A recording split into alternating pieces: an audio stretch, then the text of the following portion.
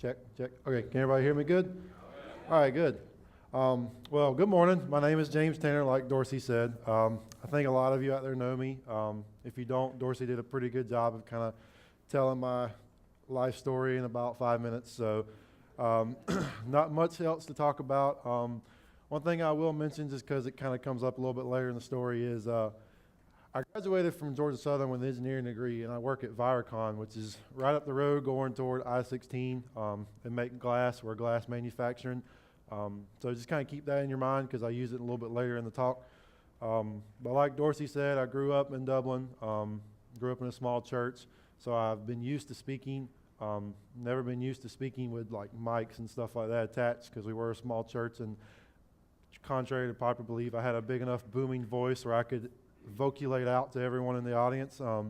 So this is a little different for me, but we're going to get through it. We're going to have a good time doing it, little laughs along the way. I might take a couple punches at Dorsey just for Mr. Thomas, and I wish he was here today because I know he would get a kick out of it.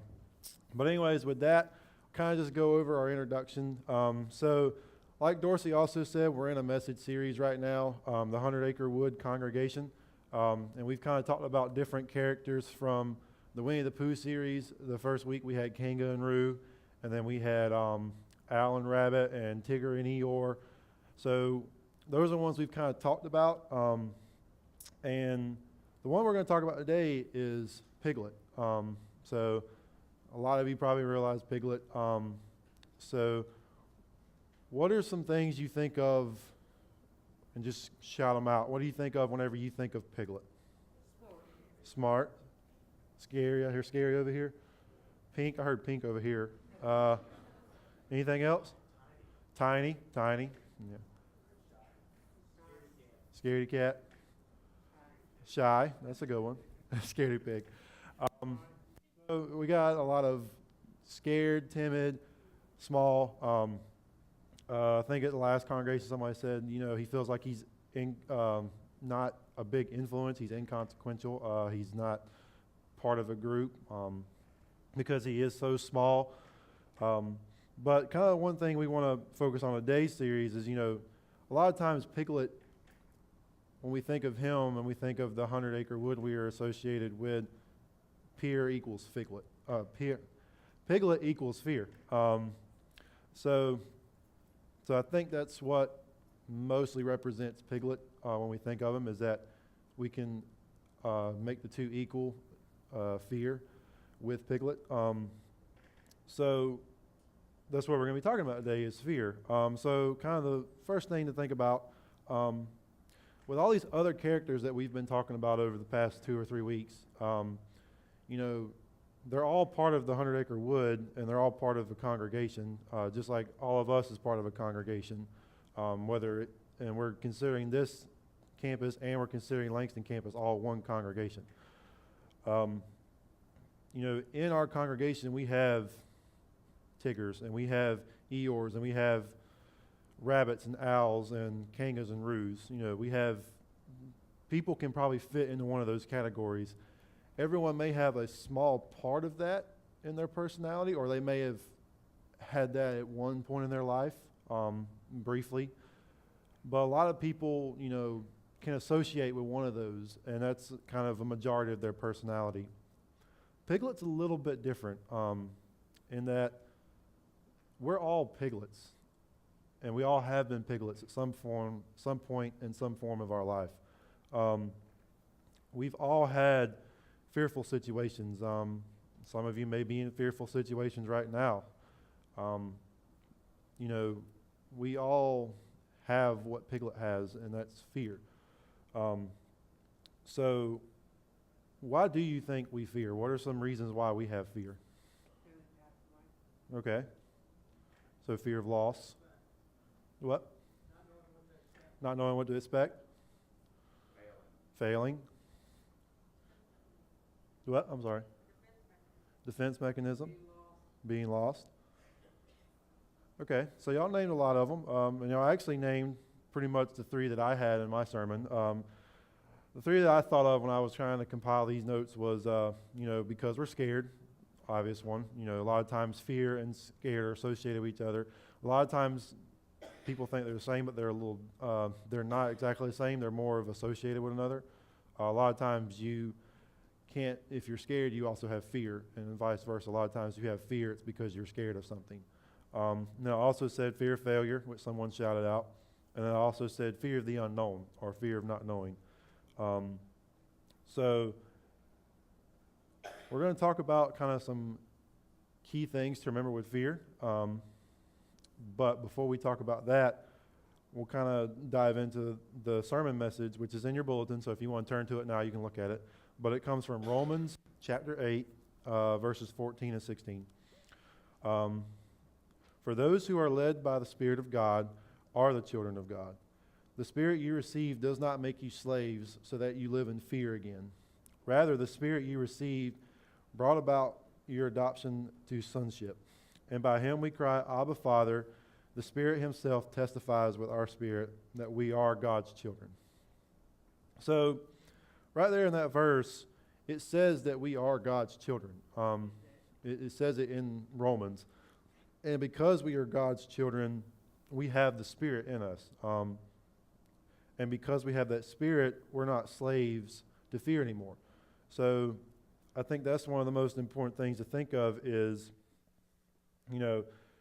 because we are God's children, and it says it right here in Romans, we are not allowed to be controlled by that fear or to let that fear influence us. And we'll kind of dive into that a little bit deeper in just a few moments. But that was kind of Piglet's problem. Piglet would let his fear control him. He would let it freeze him on some occasions to where he just kind of shut down and didn't know what to do. And it would be, some of the small things that would also make Piglet become afraid or scared. There's one episode where I'm pretty sure he's scared of his own shadow.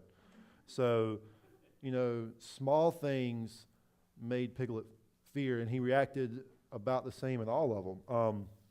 But the one thing that we have that Piglet had was we have a family. Piglet had Pooh and Tigger and all the other animals of the 100-acre wood, and Christopher Robin, kind of help him, push him along, and help him through his fears. Just like we all have our church family and our church congregation to help us.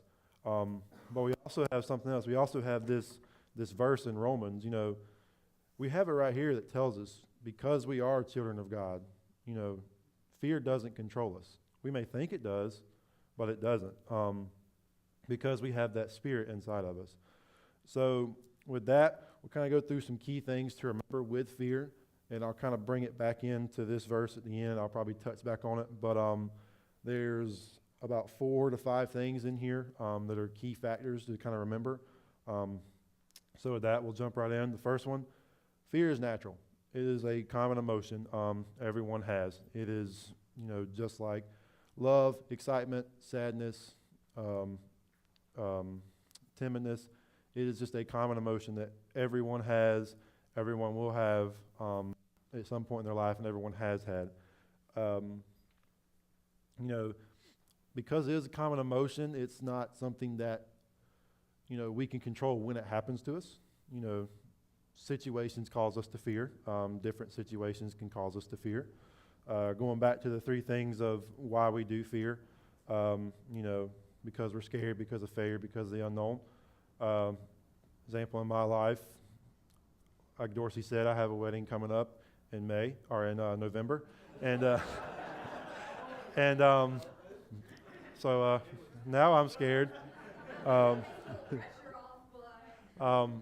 But so we're trying to plan a wedding along with our everyday lives. Like I said, I work at Viracon, so I have a job I go to every day. Emily also has a job through school, and she also is going back to grad school, so she kind of has 2 things on her plate. And on top of all that, together we are new homeowners, and we're trying to learn how to be good homeowners, not just new good homeowners. And so that fear of unknown, along with that fear of failure, I believe both of us have. One thing that I used at the other church, an example was, one thing that I fear is, can we keep this home going for us and for others that come in it? perfect example for that, Father's Day weekend, Emily's family was in town, and we had 12 people in the house and 4 dogs in the house. And I did that math on the last campus, so I remembered it. That's 40 feet walking around, in a house that's less than 2,000 square feet. So we had a lot of bodies in some small areas. And that same weekend, our air conditioner decided to go out. Mind you, this is in the middle of June, so we're right in the middle of South Georgia summer. And it happened to go out the Friday that they got here. So it's not like it went out on a Saturday or a Sunday when they were getting ready to leave. It was hours after they got here. It actually went out before they got here. So that was something that, because we had so many people in the house, we couldn't wait and let it try and work through it. We had to get it fixed then. And so like when I say we fixed it, we really didn't. We just did they called it a Band-Aid. We have a leak in our Freon, and we got it patched. They could never guarantee how long it would last. But when they came out and inspected it, they told us that we need a new AC unit. The one we have is the one that came with the house. So the house was built in 2001, I believe. So it's kind of an older AC unit. I don't think the family before us kind of took good care of it. So that's kind of a fear that I personally have in the back of my mind is, it's fixed for now, but how long is it going to be fixed? And if and when it does go out, will we have the means to get it completely fixed, or will we have to do another patch until we can get it fixed?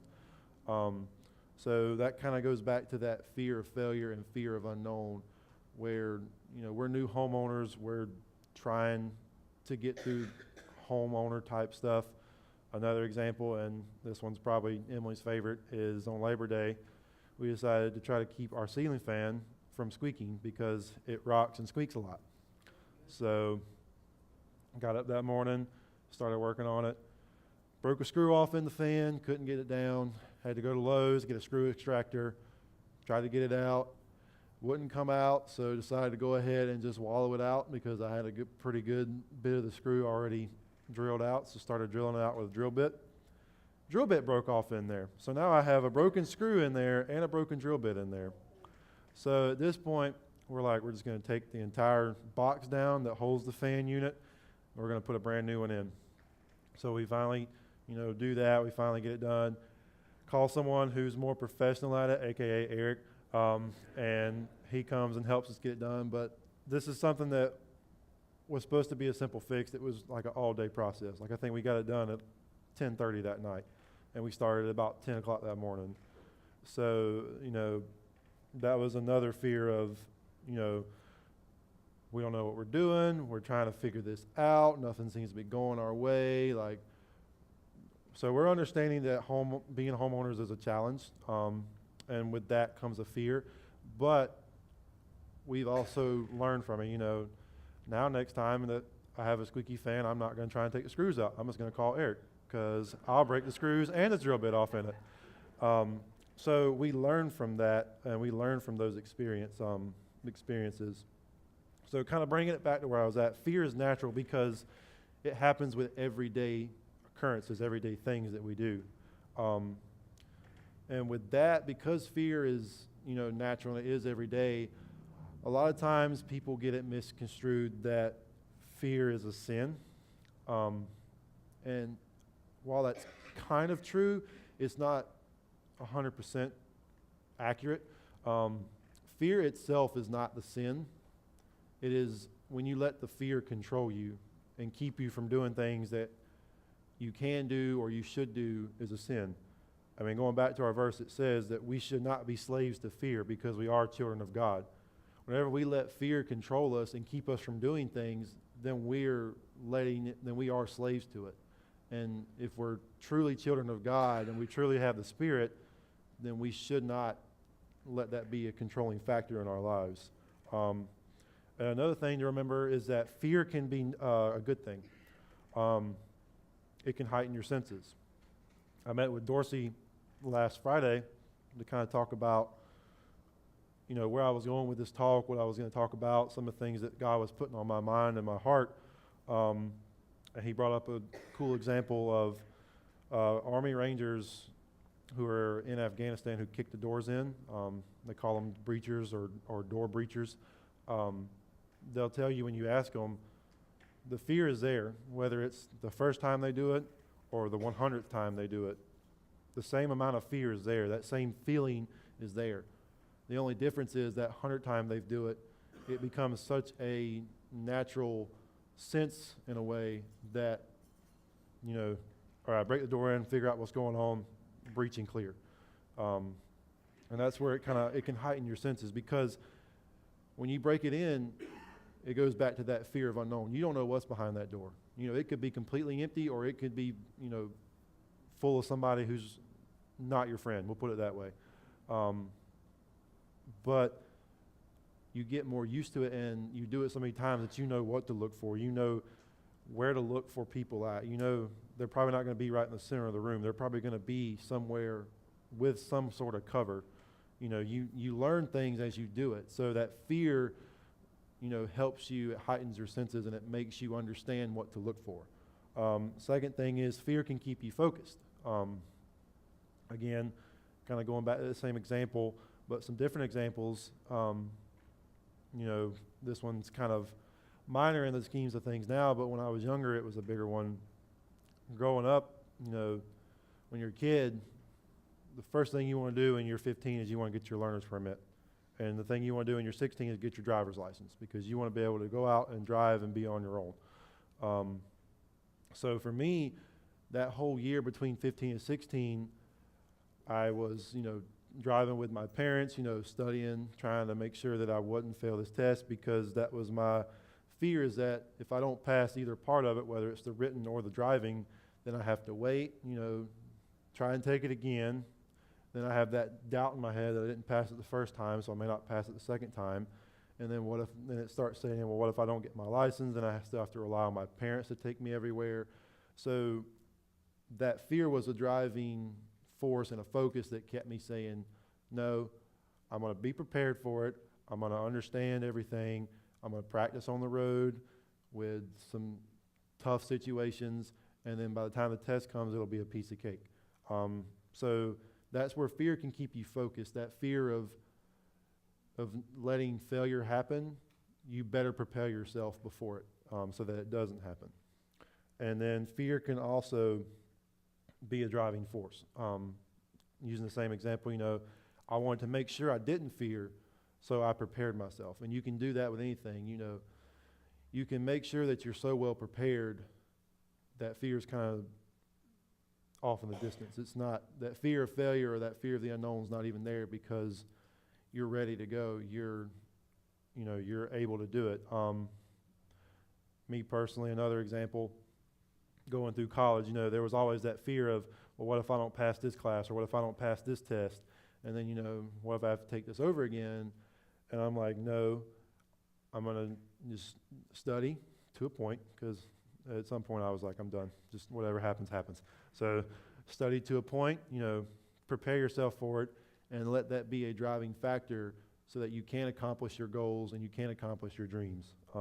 So those are three things where fear can be a good thing. It can heighten your senses, it can help keep you focused, and it can be a driving force in everything that you do.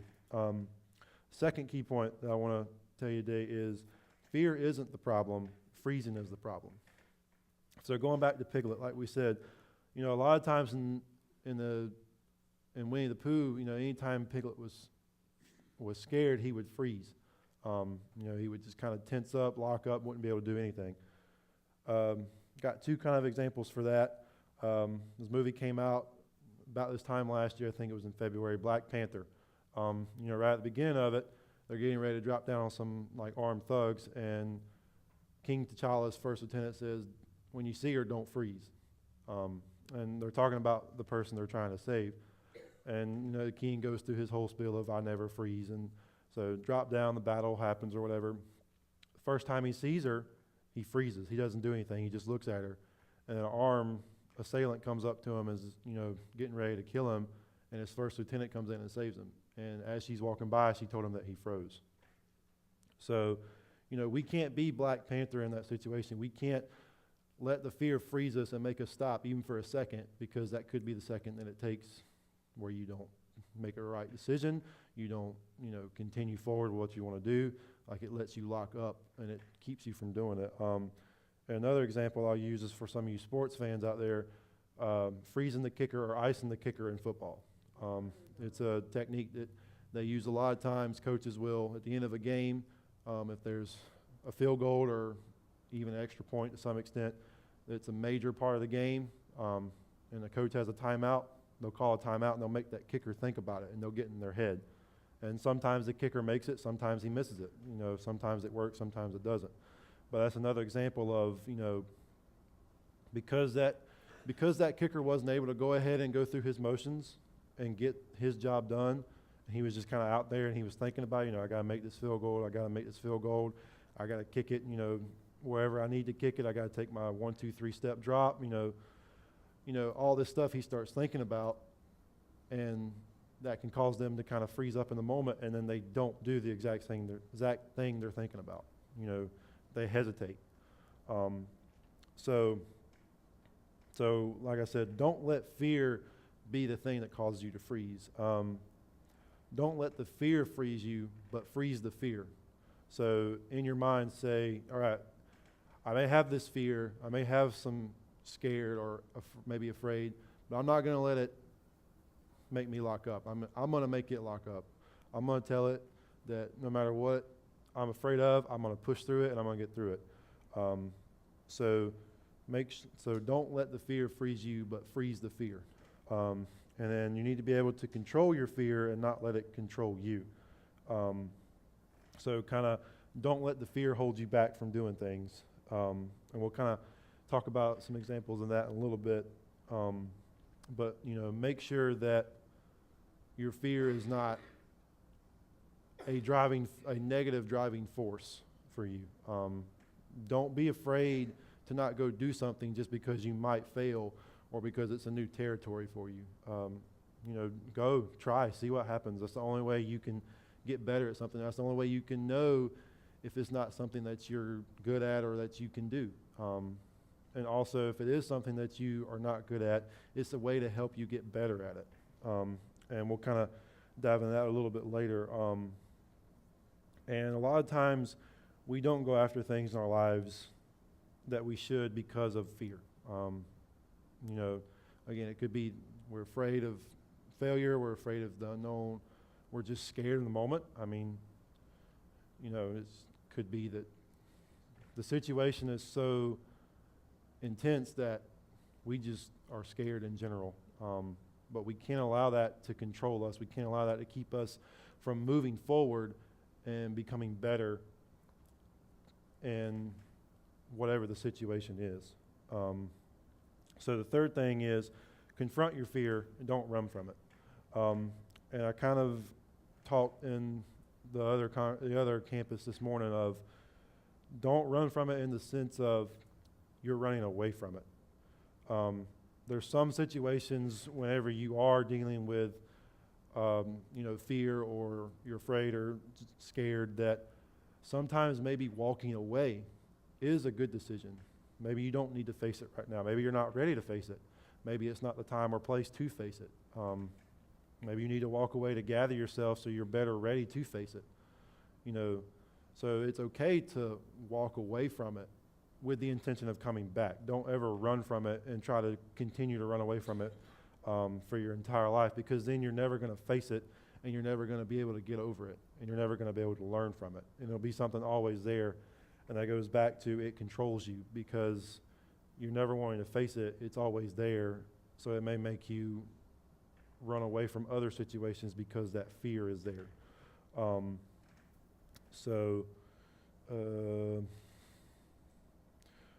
Learn to deal with your fear. If you know you're scared of something, go after it. See what you can do. Perfect example. This is going to sound really silly, but it's the truth. I'm 6'6". I'm afraid of heights. I don't like to go up in high places at all. I go up, the first thing I do is immediately look down. And I know that's not what you're supposed to do. My stomach drops, I get real queasy. But growing up, and when I was in college, I was part of CCF. A lot of y'all know what it is. A lot of y'all are still part of it. Christian Campus Fellowship. is what it's really called, CCF for short. Every spring break, a lot of us would choose to go do a mission trip, and we would always do it somewhere. Relatively, I think most of it was in the South. I don't think we've ever went outside the South, but we would go to another place. It wouldn't be here in town. It would be somewhere else. And we would go work with Habitat for Humanity, and we would, help build a house or build walls or do whatever we needed to do for that entire week. We would leave out on a Sunday and start, and then we'd come back on a Saturday or Friday. But the 2 years that I went, every time that something involved climbing up on a ladder, I was the first one to volunteer for it. Even though I was super scared to go up there and I was afraid, I still wanted to face that fear because I knew if I could get through it, the next time it'll be a little bit easier, and the next time it'll be a little bit easier, until eventually it's just going to become, second nature. The fear will always be there, but if I can climb up this ladder this time, going back to the Army example, the 100th time from now, it'll be just like walking up steps. So that's what I mean by, face your fears. If you know that you're afraid of something, just kind of throw yourself into it. See what happens. Again, if you don't conquer it, you learn how not to conquer it. You learn what you can do next time to try to conquer it. Famous saying from National Treasure, Thomas Edison found 99 ways not to make a light bulb, but he only needed one way to make it work. So you may fail 99 times with this fear, but at least you know 99 ways that you're not going to conquer it, and there's still that one way out there to conquer it. Always confront your fears. That's the next part of this one is confronting your fears can cause you to be able to cope with your fears. That kind of lets you, again, get more comfortable in it, lets you know things that work for you in order to deal with it, in order to cope with it. So for this morning, I was kind of going back over this, trying to figure out if there was anywhere I could insert some stuff. And I felt like this part needed something, so I actually found a quote, and it should be on the screen in just a second. But before you put it up there, Greg, a lot of times we think of the most famous quote when it comes to fear. The only thing we have to fear is fear itself, and that was said by FDR. But I want you to look at this quote as I read it, and then at the very end, pay attention to who said this, and then just keep an eye on that. So, you gain strength, courage, and confidence by every experience in which you really stop to look at fear in the face. You are able to say to yourself, I lived through this horror. I can take the next thing that comes along. Eleanor Roosevelt. So, the most famous quote that people use with fear was said by her husband. And it was something really simple. The only thing we have to fear is fear itself. But this quote kind of says so much more about that. I mean, if you look at just the first part, she says there's 3 things you gain just by looking your fear in the face. You gain strength, you gain courage, and you gain confidence. All 3 of those things will help grow you in whatever situation. It'll help grow you in facing your fears, but it'll also help grow you as a person, and it'll help mold you. So we kind of go over it again. You gain strength, courage, and confidence by every experience in which you really stop and you look fear in the face. She doesn't say whenever you just kind of glance at it or whenever you just kind of do a passing wave. It's when you stop and you actually just look at it face to face and you actually confront it. You're able to say to yourself, I've lived through this horror. I can take the next thing that comes along. So because you faced it that first time, you can tell yourself, I faced it once, I can face it again. And that not only builds up your strength, courage, and confidence, but, it just gives you this moxie or this savviness about, I've beat you once, why can't I do it again? And even if next time, you may be a little different, or it may be a completely different fear. Again, I've beat it once, so I can beat it another time. I can continue beating you. And that goes back to our sermon, is because we are children of God. We aren't slaves of fear. So we can beat it because God gave us the Spirit to. So confronting your fears allows you to function it allows you to function better in life because you grow from it. Because you are able to gain these experiences, and even if you don't conquer it the first time, you again learn things you can do. You learn things that you did better. You learn things that you didn't do so well, and you know not to do them next time. Perfect example of that. After the sermon over there, Dorsey kind of pulled me to the side and said, hey, I don't want to, get you any more flustered, but I want you to rearrange something in your sermon. I think it'll flow better if you do this. He's like, I was like, no, this is what I want. Critique me. He said before, growing up, I've done this in front of my hometown church. My hometown church is also pretty much my entire family. We're all related in some way. And anytime you do something with your family, you can suck at it. They're still going to tell you you did a good job. They're going to pat you on the back and say, you did a wonderful job. So, doing it in front of all of you, while you're not strangers to me, there's still some of you, like, I only know 1, 2, 3, maybe 4 years at the most. So I know you'll still be truthful with me. And that's what Dorsey was doing this morning. He was saying, hey, I like what you did, but here's how you can do it better. Maybe take out this part and more focus on this part. And that's the same way we can control our fears and we can get through them, is by taking a step back once we're done, and no matter what the result is, just look at it and say, what did I do good, what helped me, and what did I do bad? What didn't help me? So the last thing we should look at, and the last thing to remember with fear, is that we are children of God. We're not children of fear. And again, that goes back to the verse. Because we are children of God, we're no longer slaves in it, and we don't let the fear keep us from helping other children of God. I talked in the first campus over there this morning that a group of us is part of this Sightline team, which is trying to grow the younger part of the congregation and help strengthen them up to lead into the next generation for this church and for this congregation.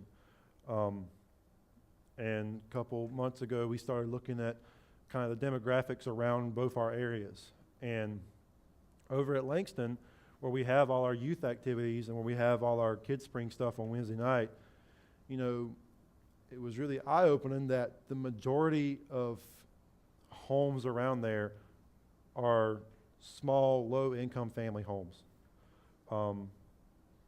And it was the survey we did, and correct me if I'm wrong, Luke, but I think it was a 5-mile radius is what we did.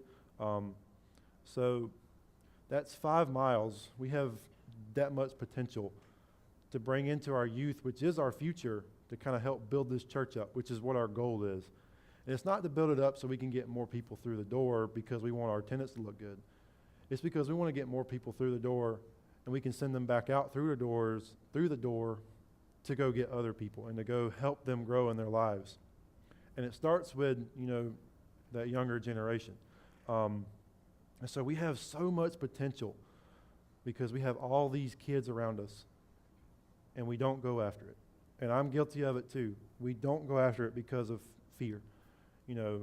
Personally, I don't like talking to people, especially strangers. I'm not Dorsey. I can't go up to someone random and just start having a conversation with them. That's not who I am.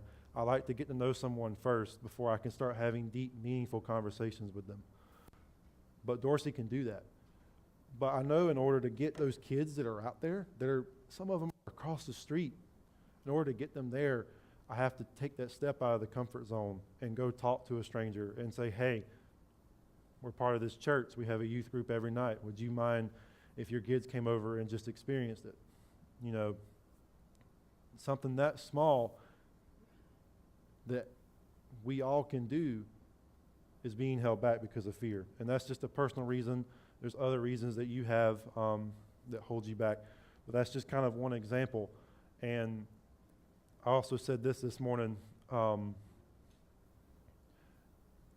Those of you who are in our youth group and our youth leaders, you'll know what I'm talking about when I'm about to say this. But sometimes some of the kids in our youth, the best family atmosphere they have is when they come to us on Wednesday nights.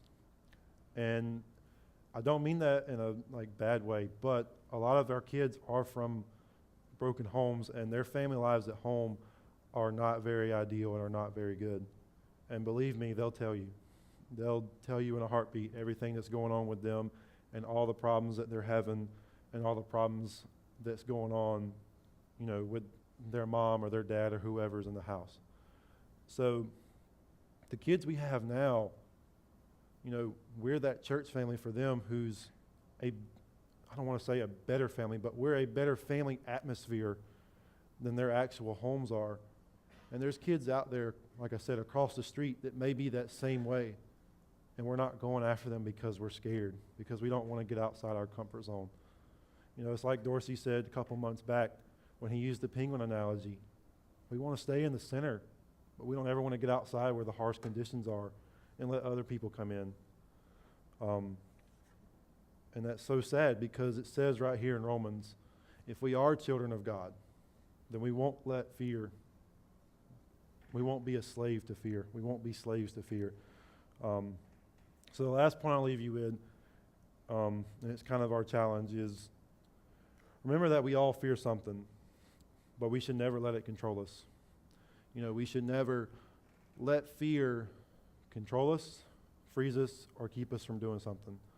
We should take that step out of our comfort zone. We should go after the things we want to go after and face our fears. And we can do it alone or we can do it together. Like in the 100-acre wood, Piglet had a family. It was a small family, but a lot of times when he couldn't do it because of fear, Pooh or Tigger or anyone else, even Eeyore, was right there to help him along. And that may be what it takes with some of us. That maybe go as a group if you're trying to deal with something. Maybe have 2 or 3 support people there. Or maybe have 2 or 3 support people just praying about it. But the main thing is we got to remember that fear does not control us because we are children of God. And because we have that spirit inside of us, that we're no longer slaves to it. So at this time, I'll close us in prayer.